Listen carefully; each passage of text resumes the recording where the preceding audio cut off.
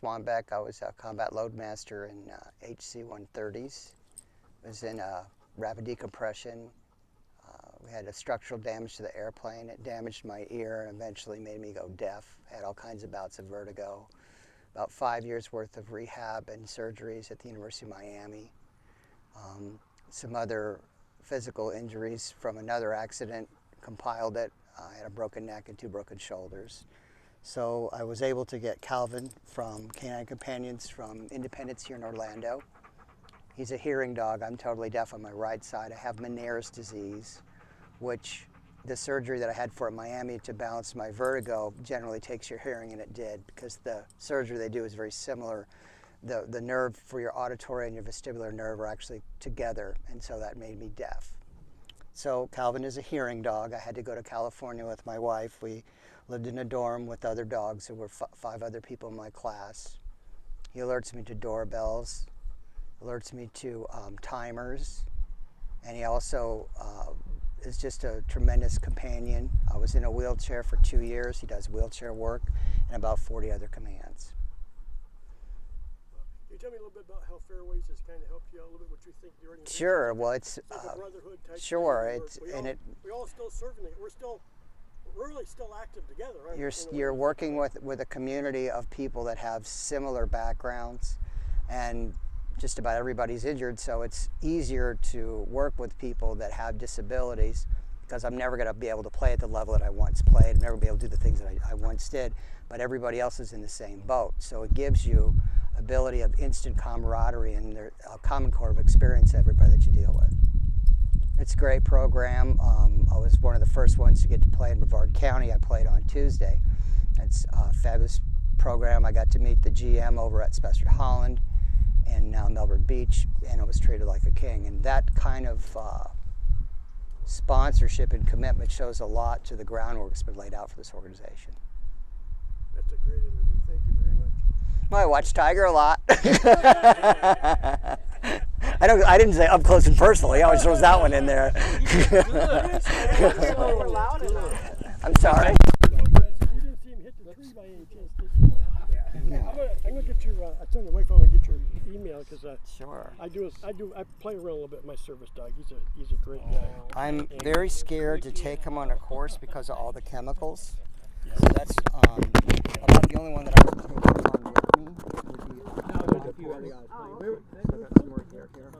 Yeah, where Disney has those. Yeah, where it's been. Yeah. So I just go down. I'm always, and then I have some other stuff from the golf that I get treated for. Well, you said you were a loadmaster at C-130? Yeah, HCs.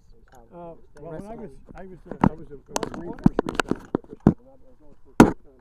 My second tour, I came back to that.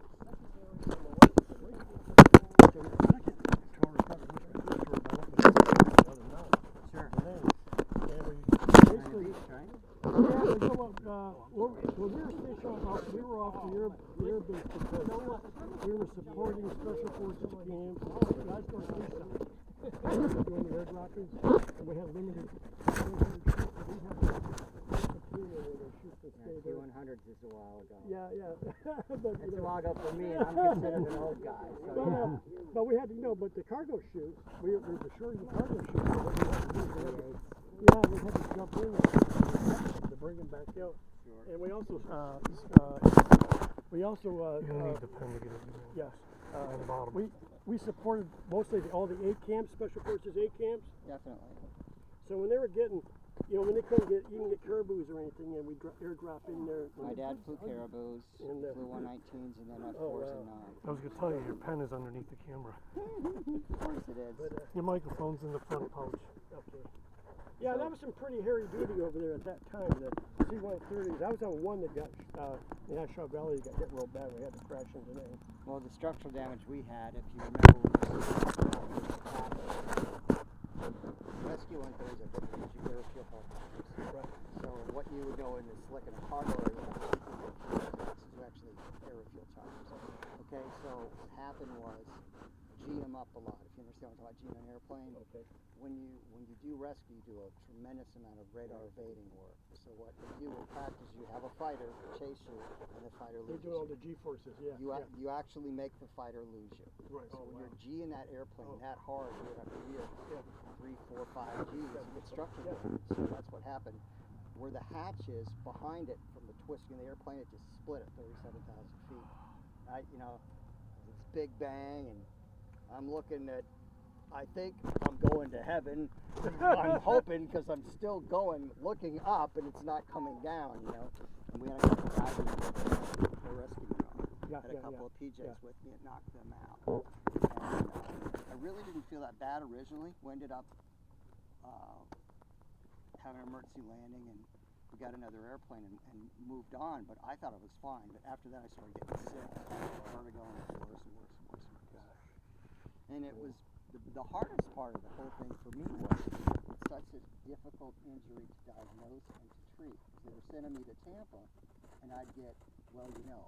If you understand, well, you know, they're pretty frustrating.